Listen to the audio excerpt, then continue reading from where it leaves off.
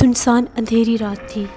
माई पंखी अपने टूटे फूटे घर के कच्चे सहन में इस तरह से चक्कर काट रही थी जैसे माई पंखी को सब कुछ दिखाई दे रहा है। अंजू दरवाजे के दरमियान बैठी ये मंजर देख रही थी कि माई पंखी किस तरह से बेचैनी के साथ चक्कर काट रही है। तभी माई पंखी ने अंजू से कहा, जा अंजू, कमरे में जाकर सो जा। तभी अंजू फ़ौरन से उठी और कमरे में जाकर सो गई। माई पंखी बहुत ज़्यादा बेताब नज़र आ रही थी। कभी जाकर नीम के दरख्त के नीचे खड़ी हो जाती थी, कभी चारपाई पर बैठ जाती थी। आधी रात का पिछला पहर था, दूर दूर तक सन्नाटा था। माई पंखी चलती हुई सहन के दरमियान में आई, पढ़कर कुछ आसमान की तरफ फूंकने लग गई और फिर चक्कर काटने लग गई और कहने लग गई, बग्गा जल्दी से आ, मुझे तुझसे मिलना है। माई पंखी ने 3 दफ़ा यही अमल दोहराया लेकिन बग्गा नहीं आया।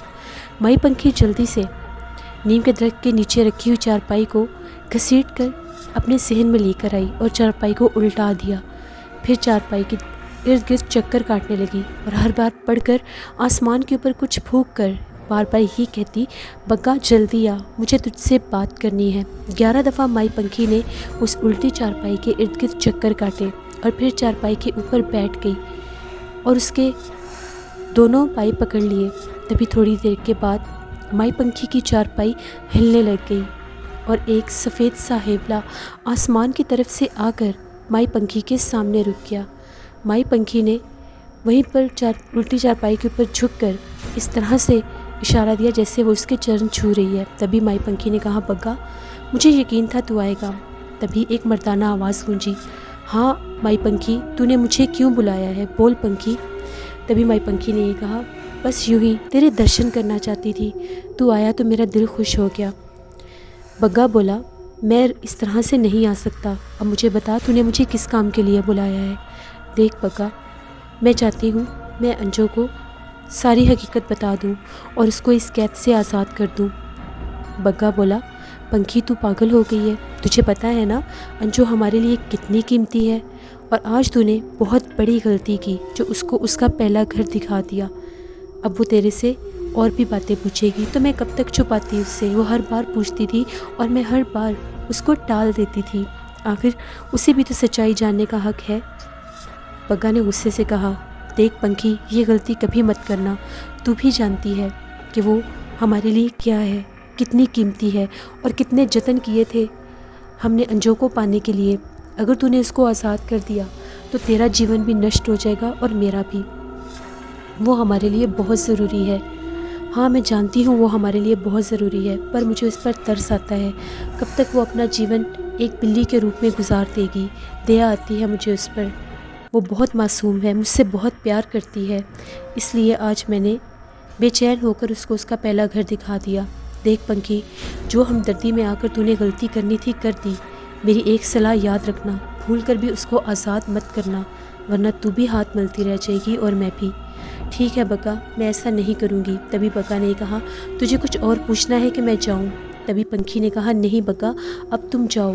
तभी माई पंखी ने दोबारा से उसके चरण छुए और वो सफ़ेद हेवला हवा में तहवील हो गया। माई पंखी फ़ौरन से उठी और उल्टी चारपाई को सीधा करके घसीटती हुई नीम के दरख्त के नीचे ले गई और वहाँ पर जाकर लेट गई। अंजू कमरे में सो रही थी। अंजू को नहीं पता था कि माई पंखी किससे मुखातिब है और किसके बारे में बात कर रही है। इसी तरह से कुछ दिन गुजर गए। इंस्पेक्टर करीम बख्श ने माई पंखी के पीछे अपने कुछ साथी लगाए हुए थे जो दूसरे कपड़ों में माई पंखी के घर की हिफाजत करते थे। आज फिर अमावस की रात थी, बहुत से लोग माई पंखी के घर में मौजूद थे।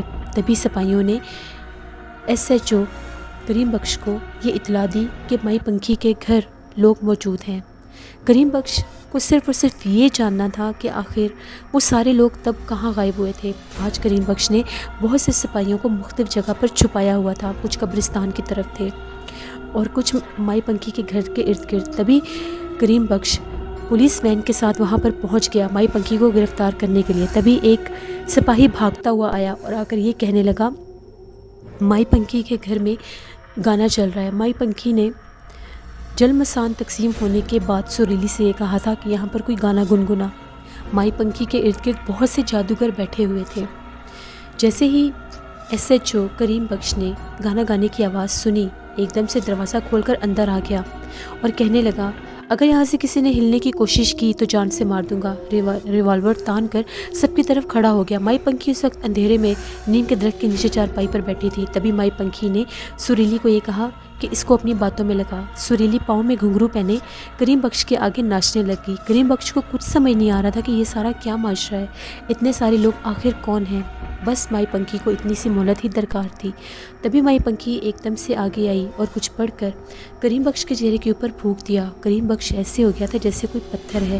مائی پنکھی نے اس کے ہاتھ میں دیا ہوا ریوالور لے لیا اور سارے جادوگروں سے یہ کہا کہ سب ایک ایک کر کے منتر پڑھتے جاؤ اور یہاں سے نکلتے جاؤ۔ سب نے ایسے ہی کیا۔ 2 منٹ میں سارے جادوگر وہاں سے چلے گئے۔ تبھی مائی پنکھی نے ریوالور واپس سے کریم بخش کے ہاتھ میں تھماتے ہوئے کہا، ہاں کاکا بول، یہاں پر کیوں آیا ہے؟ مائی مجھے جلدی سے بتا، یہ سارے لوگ کون ہیں؟ یہاں پر کیا کام چل رہا ہے؟ تبھی مائی پنکھی نے یہ کہا، کاکا تجھے پہلے بھی بتایا تھا، میں تو یہاں پر اکیلی رہتی ہوں اپنی ایک پالتو بلی کے ساتھ۔ کن لوگوں کی بات کر رہا ہے؟ ابھی تو یہاں پر گانے کی محفل چل رہی تھی اور تیرے پاس اتنے سارے لوگ تھے، بتا مجھے آخر سب کہاں پر گئے؟ دیکھ میں یہاں پر کسی کو بھاگنے نہیں دوں گا۔ کاکا تیرا گھر میرے سامنے ہے، پورے گھر کی تلاشی لے لے۔ تبھی کریم بخش نے غصے سے 3 سپاہیوں سے یہ کہا کہ اس گھر کا کونا کونا چھان مارو۔ سپاہیوں نے پورا گھر چھان مارا، سوائے پالتو بلی کے اور کوئی بھی نہیں ملا۔ سفید بلی کالے منہ والی مائی پنکھی کے پاؤں کے پاس آ کر بیٹھ گئی اور سب کچھ بہت زیادہ غور سے سننے اور دیکھنے لگ گئی۔ تبھی کریم بخش نے اونچی آواز میں ایک سپاہی کو کہا، چھت کے اوپر جا کر قبرستان میں چھپے ہوئے سپاہیوں سے پوچھو کیا اس طرف کوئی لوگ کودے ہیں؟ تبھی ایک سپاہی چھت کی دیوار کے اوپر چڑھ کر قبرستان میں چھپے ہوئے سپاہیوں سے پوچھنے لگ گیا، کیا یہاں سے کچھ لوگ فرار ہوئے ہیں؟ تبھی ان سپاہیوں کا یہ کہنا تھا، یہاں پر کوئی بھی نہیں آیا۔ اسی طرح سے گلی میں موجود بھی سپاہیوں کا یہی کہنا تھا، آخر اتنے سارے لوگ کہاں گئے؟ دیکھ مائی، مجھے تجھ سے کچھ لینا دینا نہیں ہے، مجھے صرف یہ راز بتا دے، آخر یہ لوگ کہاں پر غائب ہو جاتے ہیں؟ اس دن بھی تو نے ان لوگوں کو غائب کر دیا تھا اور آج بھی۔ اچھا تو سننا چاہتا ہے، ٹھیک ہے، لیکن تجھے ایک وعدہ کرنا پڑے گا۔ میں تجھے ساری سچائی بتا دوں گی، لیکن اس کے بعد تو اس گھر کا رخ نہیں کرے گا۔ اگر تو اکیلا آئے گا تو میں تیری مدد کر دوں گی، لیکن اگر تو پولیس والا بن کے آئے گا تو میں تیری کوئی مدد نہیں کروں گی۔ تبھی کریم بخش نے یہ کہا کہ ایک دفعہ تو یہ راز معلوم کرنا پڑے گا۔ تبھی کریم بخش نے کہا، ٹھیک ہے اماں، بتا مجھے یہ سب کہاں گئے؟ آخر تو نے ان کو پلک چھپکتے کہاں غائب کر دیا؟ تبھی مائی پنکھی نے اطمینان کے ساتھ چلتے ہوئے نیم کے درخت کے نیچے بچھی ہوئی چارپائی کو گھسیٹ کر صحن میں کیا اور وہاں پر بیٹھ گئی۔ انجو بھی چلتی ہوئی مائی پنکھی کے پیروں میں بیٹھ گئی۔ تبھی مائی پنکھی نے کریم بخش کو یہ کہا، اپنے سپاہیوں کو باہر بھیج دو اور دروازہ بند کر دو۔ کریم بخش نے ایسا ہی کیا۔ تبھی مائی پنکھی نے کہنا شروع کیا، دیکھ بیٹا، یہ کام میرے لیے بالکل بھی مشکل نہیں تھا۔ جیسے ہی تو اندر آیا میں نے ایک منتر پڑھ کر تیری آنکھوں کے اوپر پھونک دیا، اس کے بعد تجھے کچھ نظر نہیں آ رہا تھا، تیری نظر بندی کر دی تھی میں نے۔ پھر جتنے بھی لوگ یہاں پر موجود تھے وہ سب جو تجھے اور تیرے سپاہیوں کو نظر نہیں آئے۔ پہلی بات تو یہ، میں یہاں پر کوئی غلط کام نہیں کرتی، میرے پاس بہت سے جادوگر آتے ہیں جو ہر اماوس کی رات کو آ کر اپنے منتر مجھے بتاتے ہیں اور ان کے جو مسئلے ہوتے ہیں میں وہ ٹھیک کرتی ہوں۔ اس کے علاوہ میرا اور کوئی کام نہیں۔ تجھے بھی اگر میری ضرورت ہوگی تو میں تیرا کام کروں گی۔ اس کا مطلب ہے کہ تو ایک جادوگرنی ہے؟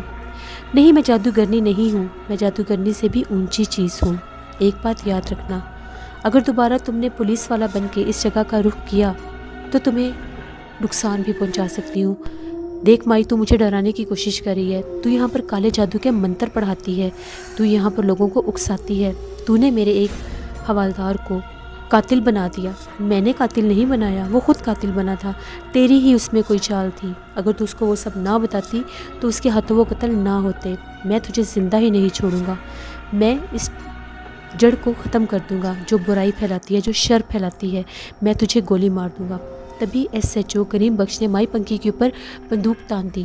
مائی پنکھی نے یہ کہا، دیکھ بیٹا، تو میرا کچھ بھی نہیں بگاڑ سکتا، میں نے تجھے کہا نا، چپ چاپ یہاں سے چلا جا، یہی تیرے لیے بہتر ہوگا۔ نہیں مائی، اب تو میرے ہاتھ سے نہیں بچ سکتی، تو نے ساری سچائی خود اگلی ہے۔ تجھ جیسی شیطان جادوگرنی کو مارنے کے بعد یہ میرے لیے ایک ثواب کا کام ہوگا۔ نہ جانے تو کتنے لوگوں کو بھٹکاتی ہوگی، نہ جانے تو کتنے لوگوں کا نقصان کرتی ہوگی۔ جو یہاں پر تو نے جادوگروں کی محفل لگائی تھی، ان کے چلے اور ان کے جادو ٹونے نہ جانے کتنے لوگوں کی زندگیاں برباد کرتے ہوں گے۔ کیوں نہ میں اس برائی کی جڑ کو آج ہمیشہ کے لیے ختم کر دوں۔ نہ رہے گا بانس نہ بجے گی بانسری۔ اچھا تو مجھے مارنا چاہتا ہے؟ تبھی مائی پنکھی نے آنکھیں بند کی اور ایک پل میں آنکھیں کھولتے وقت اپنی ہتھیلی انسپکٹر کریم بخش کی طرف کر کے کہا، میرے ہاتھ میں گولی مار۔ تبھی انسپکٹر کریم بخش نے مائی پنکھی کی ہتھیلی میں جو منظر دیکھا اس کے رونگٹے کھڑے ہو گئے۔ انسپکٹر کریم بخش کے اکلوتے بیٹے کو پولیس نے گرفتار کیا ہوا تھا اور اس کو پولیس وین سے اتار رہی تھی۔ جیسے انسپکٹر کریم بخش نے مائی پنکھی کی ہتھیلی میں وہ منظر دیکھا وہ سب کچھ بھول گیا اور وہاں سے باہر نکلتے ہوئے بولا، مائی میں دوبارہ ضرور آؤں گا، تو یہ مت سمجھنا کہ تو میرے سے بچ جائے گی۔ تبھی مائی پنکھی طنزیہ لہجے میں ہنستی ہوئی اٹھی اور دروازے کے پاس جا کر بولنے لگی، ضرور آنا، اگر اس نیت سے آئے گا تو نقصان اٹھائے گا، زندگی پیاری ہے تو دوبارہ اس طرف مت آنا۔ تبھی انسپکٹر کریم بخش جلدی سے وہاں سے بکھلاتا ہوا چلا گیا۔ وہ سیدھا خالد قریشی SHO اپنے ایک دوست کے پاس گیا جو وہاں کا ایک اور متعلقہ تھانہ تھا۔ وہاں پر اس نے جا کر یہ کہا، خالد کیا تو نے میرے بیٹے شمشاد کو گرفتار کیا ہے؟ خالد نے یہ کہا، کیا مطلب؟ میں نے تو کسی کو گرفتار نہیں کیا، اور تمہیں کس نے کہا ہے؟ یہاں پر آؤ، اطمینان سے بیٹھو۔ تبھی SHO کریم بخش وہاں پر بیٹھ گیا۔ خالد قریشی نے جلدی سے حوالدار بھٹی کو بلایا اور یہ کہا کہ آج تم کس کو گرفتار کر کے لائے ہو؟ تبھی حوالدار بھٹی نے یہ کہا کہ جی ایک لڑکے کو گرفتار کر کے لایا ہوں۔ کیا جرم تھا اس کا؟ اس نے ایک لڑکی کے چہرے پر تیزاب پھینکا تھا اور اس کا نام شمشاد تھا۔ جیسے ہی انسپکٹر کریم بخش نے اپنے بیٹے کا نام سنا ان کے ہوش اڑ گئے۔ شمشاد ایسا بھی کر سکتا ہے؟ وہ ان کا اکلوتا بیٹا تھا، 3 بہنوں کا اکلوتا بھائی، جس کو پڑھانے کے لیے وہ دن رات محنت کر رہے تھے۔ اس کو باقاعدہ ہر سہولت مہیا کی گئی تھی، لیکن وہ پڑھائی کے علاوہ بھی بہت کچھ کرتا تھا جو شاید انسپکٹر کریم بخش کے نالج میں نہیں تھا۔ تبھی انسپکٹر کریم بخش نے یہ کہا کہ یہ میرا ہی بیٹا ہے، آخر وہ ایسا گھنونا جرم کیسے کر سکتا ہے؟ تبھی خالد قریشی نے بھٹی کو یہ کہا کہ جلدی سے جاؤ اور اس کی جگہ پر کسی اور لڑکے کو پکڑ کر لاؤ، اس کو باعزت بری کرنا ہوگا، تم نہیں جانتے کہ تم نے میرے دوست کے اکلوتے بیٹے کو گرفتار کر لیا ہے۔ تبھی بھٹی نے مریل سی آواز میں یہ کہا، مجھ سے بہت بڑی غلطی ہوگی۔ ساتھ ہی خالد قریشی نے انسپکٹر کریم بخش کو یہ کہا، لیکن تمہیں کیسے پتہ چلا کہ تمہارے بیٹے کو گرفتار کر لیا گیا ہے؟ تبھی انسپکٹر نے مائی پنکھی کے بارے میں ایک ایک بات پہلے دن سے آج کے دن تک اس کو بتا دی۔ خالد قریشی نے یہ کہا، یہ تو بہت کام کی چیز ہے جو تجھے وہاں پر بیٹھے ہوئے تیرے بیٹے کی خبر دے سکتی ہے۔ سوچ وہ ہمارے کس کس کام آ سکتی ہے، اس مائی کے ساتھ تو بنا کر رکھنی پڑے گی۔ تبھی ایک دم کے لیے جیسے ہی انسپکٹر کریم بخش نے اس بات کو سوچا تو وہ یہ کہنے لگے، بات تو صحیح ہے، یہ بڑے کام کی چیز ہے، اس سے ہم کام لے سکتے ہیں، تو ٹھیک ہے، کل ہم لوگ اس کے گھر چلیں گے، تبھی پتہ چلے گا کہ آخر یہ مائی کیا چیز ہے۔ ادھر جب عابر اندھیرے میں چلتا ہوا ایک ویران سڑک پر گزر رہا تھا تو ایک دم سے کسی کے ساتھ ٹکرایا۔ عابر نے جب غور کر کے دیکھنا چاہا تو وہ وہی فقیر تھا جو عابر کو ہسپتال کے باہر ملا تھا، جس کو عابر کے ابو نے صدقے کے طور پر 500 روپے دیے تھے، اور اس نے عابر کو دیکھ کر یہ کہا تھا کہ دنیا تیرا انتظار کر رہی ہے۔ یہ تو وہی فقیر تھا۔ عابر کو دیکھتے ساتھ پہچان گیا۔ اس کی نظروں میں عابر کے لیے بہت زیادہ محبت تھی۔ تبھی اس نے عابر سے یہ کہا، بیٹا دنیا تیری منتظر ہے۔ تبھی عابر نے کہا، وہ دنیا کب آئے گی؟ تبھی اس فقیر نے آسمان کی طرف دیکھا اور زور سے کہکا لگانے لگ گیا۔ جیسے ہی عابر کے پاس سے گزرا، عابر سمجھا شاید یہ پاگل ہے، کوئی دیوانہ ہے جو یہ بات کہتا ہے۔ عابر آگے بڑھنے لگا تو اس نے عابر کے کندھے پر ہاتھ رکھ کے یہ کہا کہ جلدی سے گھر جا، تیری ماں بہت زیادہ بیمار ہے۔ عابر پہلے گھر جانا نہیں چاہتا تھا کیونکہ اس کو پتہ تھا کہ اس کا باپ نثار علی ایک بہت ہی زیادہ اصول پسند آدمی ہے، وہ کبھی بھی اس کو گھر آنے نہیں دے گا، کیونکہ عابر نے گھر چھوڑنے کے بعد ایک بار بھی اپنے والدین کا پتہ نہیں لیا تھا، ان کی خبر نہیں لی تھی، یہاں تک کہ وہاں سے نکلتے وقت اپنی سم بھی توڑ آیا تھا کہ اس کی بہن سائمہ اس سے رابطہ نہ کر سکے، اب وہ کس منہ سے واپس جاتا۔ لیکن اس فقیر کی بات سننے کے بعد عابر خود کو روک نہیں سکا، تھوڑا سا آگے بڑھا تو وہاں پر ایک سواری کا انتظار کرنے لگا۔ جیسے ہی اس نے ایک آٹو رکشہ آتے ہوئے دیکھا، اس میں سوار ہوا اور اپنے گھر پہنچ گیا۔ رات کے 11 بجے کا ٹائم تھا۔ نثار علی صاحب ٹی وی لاؤنج میں بیٹھے ایک ٹاک شو دیکھ رہے تھے اور سائمہ اپنی ماں کے پاس کمرے میں بیٹھی ہوئی تھی، کیونکہ اس کی امی کی طبیعت ٹھیک نہیں تھی تو سائمہ ادھر ہی آئی ہوئی تھی۔ تبھی ایک دم گیٹ پر ڈور بیل بجی۔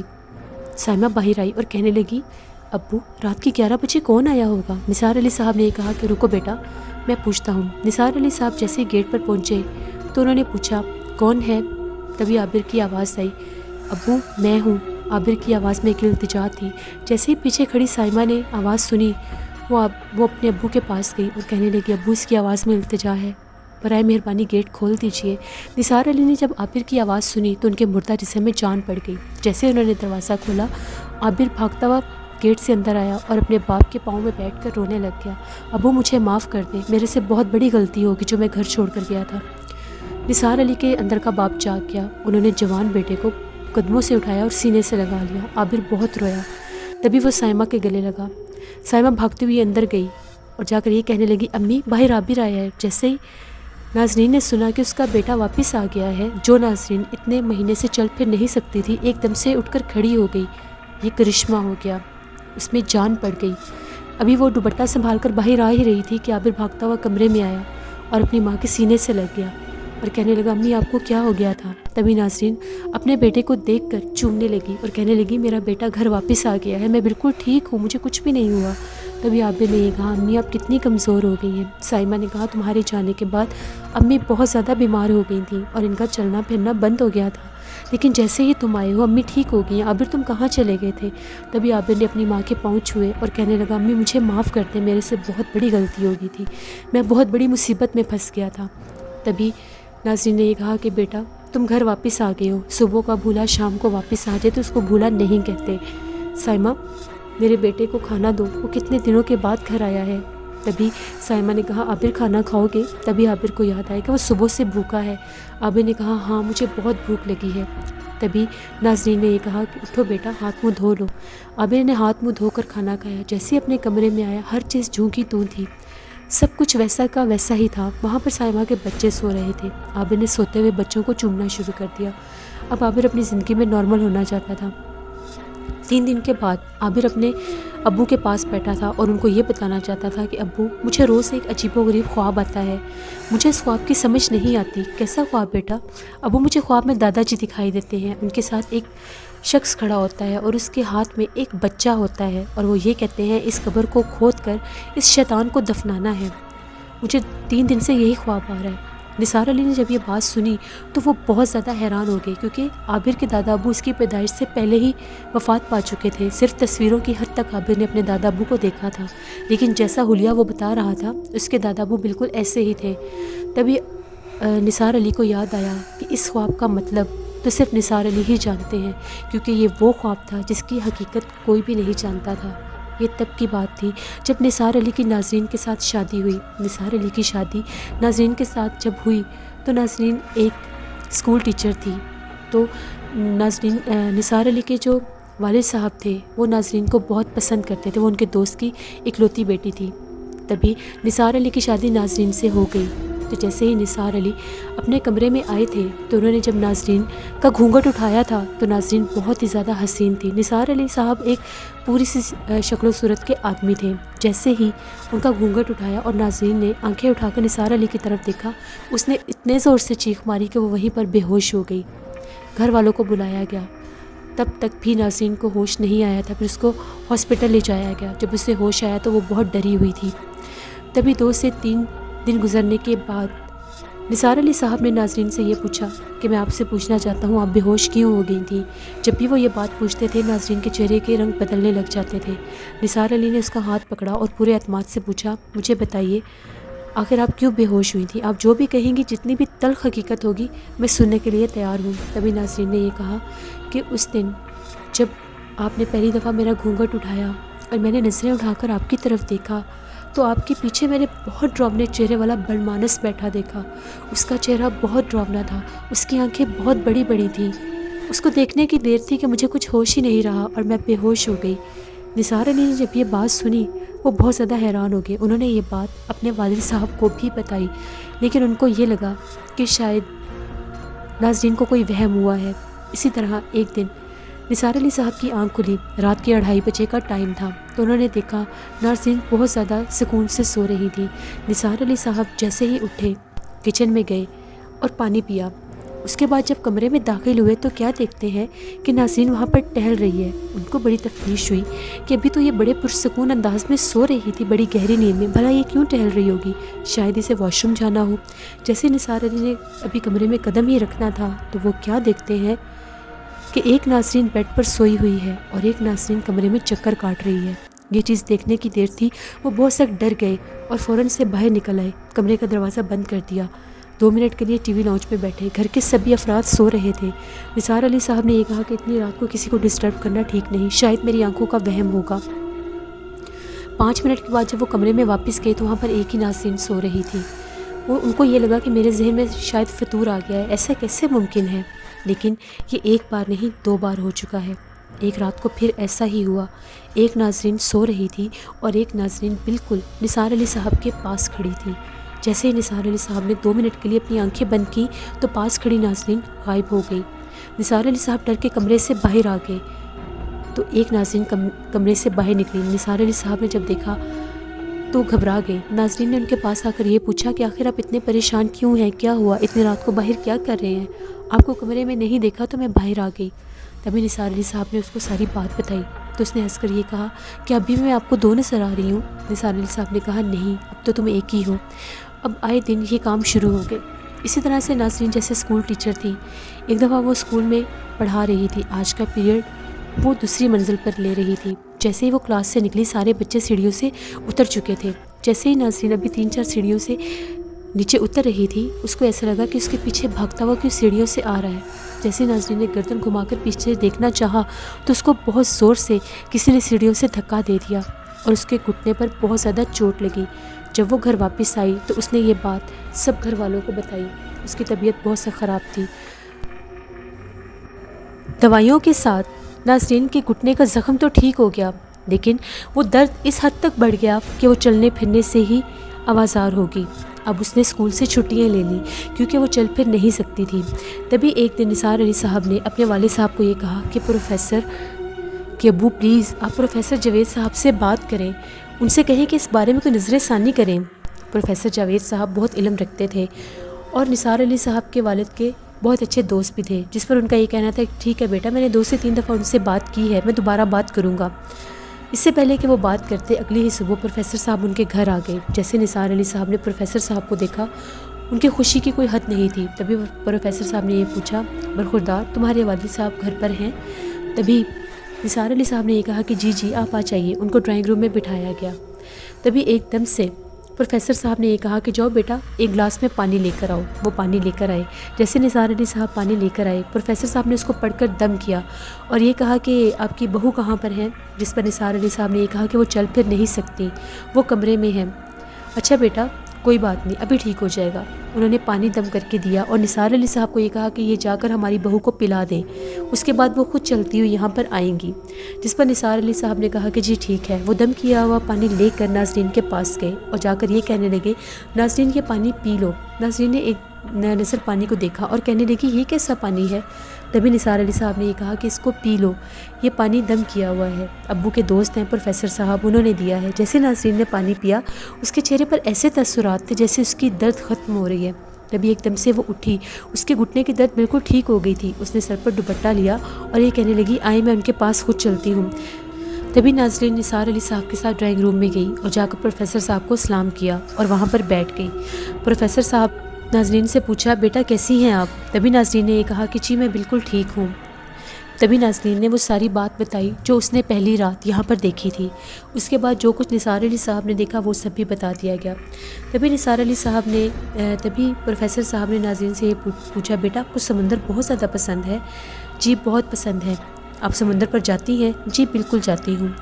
تبھی ناظرین نے کہا شادی سے پہلے اپنی فیملی کے ساتھ میں ساحل سمندر ہاکس بے پر گئی تھی۔ جیسے ہی پروفیسر صاحب نے یہ بات سنی وہ مسکرائے اور کہنے لگے بیٹا ٹھیک ہے اب آپ اندر جائیے۔ تبھی ناظرین اٹھ کے وہاں سے چلی گئی۔ نثار علی صاحب بھی اس کے ہمراہ موجود تھے۔ تبھی پروفیسر صاحب نے یہ کہا کہ جناب کچھ باتوں کے لیے وقت درکار ہوتا ہے، یہ ہماری بہو کا مسئلہ تھا، اس لیے اس پر زیادہ غور و فکر کرنا تھا۔ اب میں آپ کو بتاتا ہوں کہ یہ سب کیا ہو رہا ہے اور یہ سب کیوں ہو رہا ہے۔ جس سے اب آگے آپ لوگ دیکھیں گے کہ عابر کو جو خواب آ رہا ہے اس کا تعلق عابر سے کیوں ہے۔ وہ تو عابر کی پیدائش سے پہلے کی بات ہے۔ آخر ناظرین کے ساتھ جو جن موجود تھا، جو اس کو نظر آیا تھا، اور نثار علی صاحب کو ناظرین جو ایک سے زاہد دکھائی دیتی ہیں، اس کا کیا مطلب ہے؟ کیا عابر اپنی مدد کے لیے مائی پنکھی کے پاس جائے گا اور وہاں پر انجو اس کے ساتھ ملے گی؟ یہ سب کچھ جاننے کے لیے آپ لوگوں کو دیکھنی پڑے گی مسکن کی اگلی ایپیسوڈ، جو میں آپ لوگوں کے لیے کل لے کر آؤں گی۔ آپ سب کو یہ ناول بہت زیادہ پسند آ رہا ہے، مجھے بھی یہ ناول بہت زیادہ پسند آ رہا ہے۔ اسی طرح سے اپنا فیڈ بیک دیتے رہیں، اور جن لوگوں نے ابھی تک ہارر اردو سینٹر کو سبسکرائب نہیں کیا، ہارر اردو سینٹر کو سبسکرائب کریں۔ اس چینل پر اسی طرح سے بہت اچھے ناولز میں آپ لوگوں کے لیے لے کر آتی رہوں گی۔ Thank you for watching, stay blessed, اللہ نگہبان۔